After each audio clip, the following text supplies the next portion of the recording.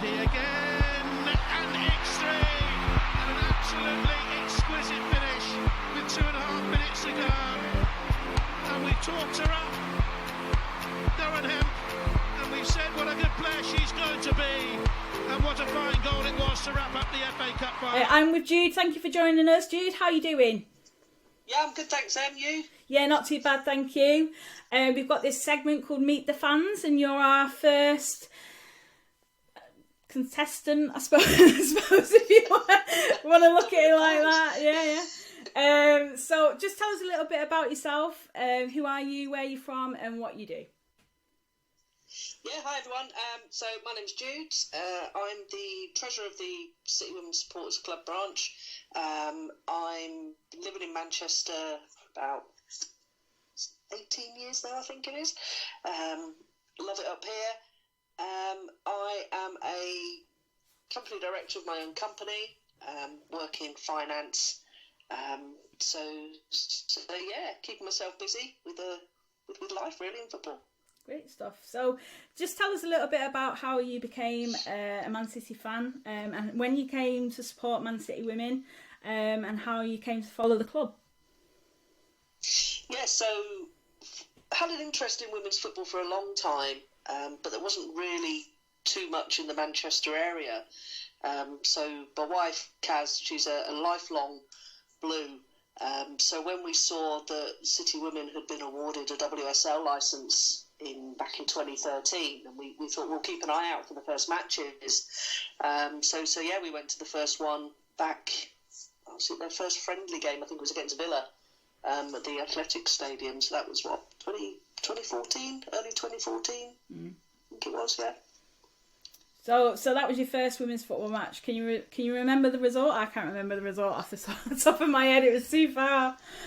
It was the first City Women's football match. They won. Was it? Do you know what? I can't remember the score. I know they won, but I can't remember the score. That's bad. Don't tell Pete Simpson. I know, stats man.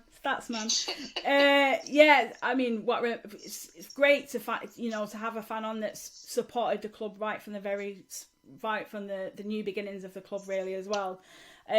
So you'll have loads of memories of your time supporting the team. But what's been your favourite? There's been so many. I mean, there's been some fantastic European away trips. So I'm probably going to have to give you a couple, if that's okay. Yeah, of course. The biggest one at home it has to be the FA Cup final, 2017. So the first time City women went to Wembley and winning that. I mean, that was just the best day. That was amazing. But I think from the away games, it's things that you think of. We were away playing LSK, Lillestrøm, in Norway. And they brought a lot of their male fans for the male team to the game, and they were just bonkers. They were in one end of the stadium, and I think the overall result was either 5-0 or 5-1 to City, and it was the biggest defeat Lillestrøm had ever had at home. And the more of our goals that went in, the more the Lillestrøm fans were getting louder and louder. And I think I remember this, And they started taking clothes off. Yeah, I was going to say, is this when they started stripping up? We had like full thermal underwear on and everything. Yeah. And their shirts were coming off, and then they were starting to take one shoe off and another shoe off. And they were pretending that they'd scored, and it was just crazy. It was so good. And we actually were able to meet up with HHH from the Scandinavian City Supporters Club as well. So he met us before the game. We all went to the game together as well.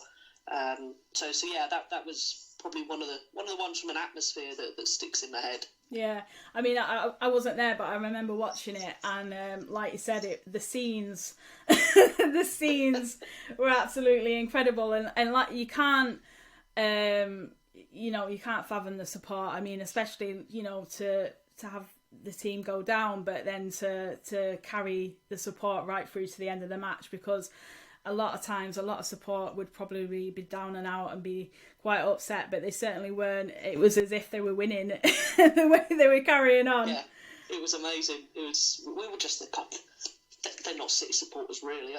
No, they're definitely not City supporters. But it was such good fun, good laugh, really good. Brilliant. And how do you like to prepare for games? You know, have you got a routine, a ritual, or anything you like to do? Because obviously you travel a lot as well with the team. You tend to go to most of the away games as well. Is there anything you sort of do that, you know, to prepare for those days? I have to have my first brew of the day in a City-related mug. Yes. So if it's at home, it's got to be one of my City mugs.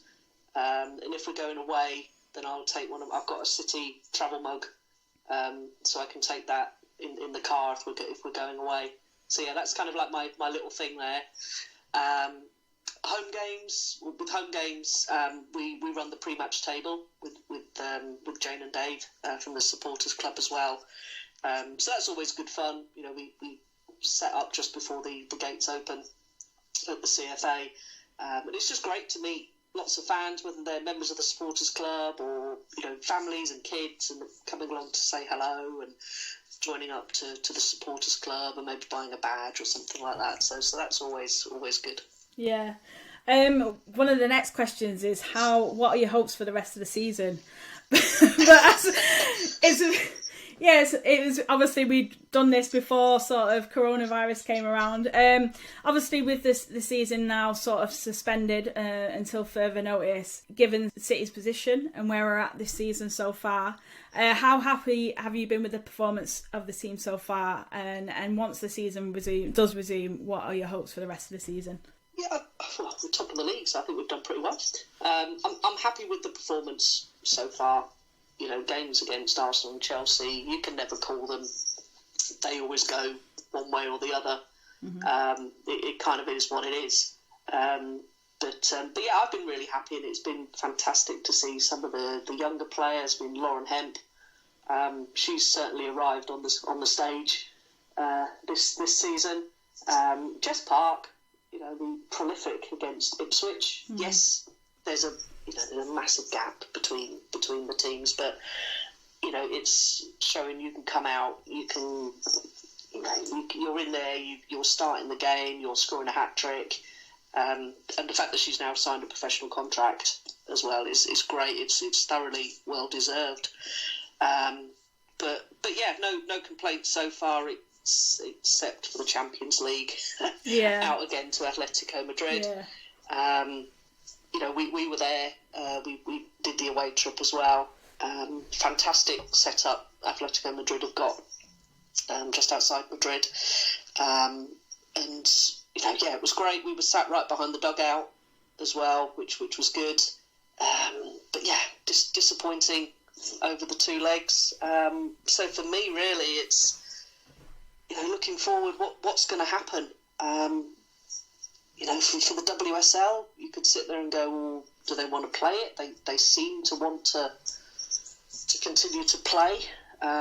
They've said that they'll try and follow what the Premier League's going to do. So it's going to be interesting to see what happens. You know, I mean, I hope it doesn't go behind closed doors, because football's for the fans. Yeah. Ultimately, and we've seen some of the other games, and that's men and women. You know, we've seen some of the other games. Was it PSG, where they were behind closed doors with the Men's Champions League, and thousands of people turn up outside the stadium. You know, we don't want that. You know, the police have got enough to do with trying to manage sort of a lot of people turning up to watch games if they're behind closed doors. Will they go down to average points per game? If they do, obviously the league's then Chelsea's, because they've got the game in hand as well. Mm-hmm. But it's also looking forward to the Champions League for next year as well, because I think I've read somewhere that, you know, you have to play. There's some. I think they were getting a bit funny about leagues not finishing their season. Yeah. And whether they'll be eligible to play in the Champions League the next year. Well, we haven't finished the Champions League for this year yet. Yeah, I mean, that's it. I think there's a lot of uncertainty, a lot of unanswered questions, and I think hopefully we'll get those answers in the next coming weeks, month, Hopefully it won't go into months, but but you never know. You know, and I think first and foremost, I think what we want to see is the league finished, completed and concluded. I think that's the least we can do, given the effort that everyone's put in this season so far. I completely agree, and I think we've done a spring series type league before. You know, for me, it almost feels, you know, get this pandemic over and done with. You know, we want players to be safe. We want the staff and the supporters, you know, everybody connected with football to be safe. So, you know, don't bring it back too soon, as much as we're all missing it. You know, even if we have to start and finish, you know, if we have to start up again in August, September time, you know, finish the league. Mm-hmm. If needs be, do something along the lines of a spring series, mm-hmm. which then kind of fills the gap so we can start the league the next season proper in, what would that be, 2020, 21, 22 season. Yeah, it's just difficult, isn't it? I mean, I think we're all feeling it at the moment. I mean, you know, a few weeks have gone by now, and, you know, obviously we had games to look forward to, like I was speaking to before we came to air. So, you know, it's when you live for the weekends and you live for football, it's quite difficult. But how are you spending your time at the moment? Because we're not enjoying the football. What would you like to do in your spare time? Have you got any other hobbies? Not really. My life is football is life. To be fair, you know, we do. You know, it's very rare that we miss a game. We do all the home games, we do all the away games. We travel to Europe. You know, we plan our holidays around the international breaks, so we don't miss club football.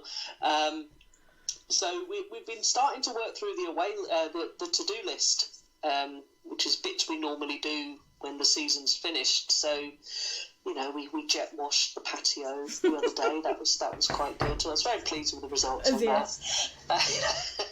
It's always dead satisfying when you get the jet wash out and you can actually see the work that you've not really done by just moving the jet wash around. So effective.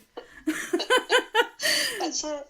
So I'm actually still working at the moment. Anyway, I'm working from home. Yeah. Full time. So during the week, it's not really anything different. It's just that weekend gap. So, you know, Kaz has bought a load of jigsaws. I think we've got about a 3,000 piece jigsaw on the dining room table at the moment. 3,000? Yeah, 3,000 piece jigsaw, which is work in progress. How have you even got a table big enough to do a 3,000 piece jigsaw? It's all right. It's just a standard dining room table. It's not, nothing too big. You know, Kaz has been doing baking, so I've been eating. You know, so all the biscuits that Kaz would normally make to bring to games, I've had to eat them. So sorry, everybody. But the new ginger biscuits are spot on. So when we're back, we'll get some of those. So yeah, just sort of catching up on stuff that we've recorded on, you know, whether it's Sky Plus or other platforms are available. You know, so and mate, you know, the weather's been great as well. So yeah, it's not been bad. Got the park down the road. Take the dog out, not for too long, as part of our daily exercise. So yeah, just sort of trying to keep as busy as we can. Yeah, and have you been enjoying or reliving any of the FA archives? Not really, if I'm being honest. Haven't really done that. We probably should actually, but I'm thinking if I start to do that, am I going to miss it even more?